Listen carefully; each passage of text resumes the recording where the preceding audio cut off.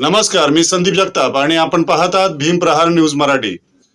श्रीरामपूरमधील प्रवरा डावा कालवा हद्दीतील अतिक्रमण कारवाई संदर्भात मोठी आणि दिलासादायक बातमी समोर आली आहे। जलसंपदा विभागाकडून राबवण्यात येणाऱ्या कारवाईला आता न्यायालयीन स्थगिती मिळाली आहे। प्रवरा डावा कालवा हद्दीतील नागरिकांवर अतिक्रमणाच्या नावाखाली कारवाई करण्याची मोहीम सुरू करण्यात आली होती। या विरोधात नागरिकांनी आमरण उपोषण आंदोलन छेडले होते। दरम्यान या प्रकरणात दाखल याचिकेवर सुनावणी करत उच्च न्यायालयाच्या औरंगाबाद खंडपीठाने 27 मार्च पर्यंत सदर कारवाईला स्थगिती दिल्याची माहिती समोर आली आहे। यामुळे 27 मार्च पर्यंत जलसंपदा विभागाला प्रवरा डावा कालवा हद्दीतील अतिक्रमण हटवण्याची कारवाई करता येणार नाही। या निर्णयामुळे आंदोलनकर्त्या नागरिकांना तात्पुरता दिलासा मिळाला आहे।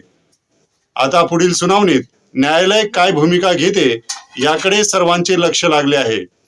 प्रशासनाची कारवाई आणि नागरिकांचा विरोध यामध्ये न्यायालयाने हस्तक्षेप करत स्थगिती दिल्याने हा प्रश्न आता पूर्णपणे कायदेशीर पातळीवर गेला आहे।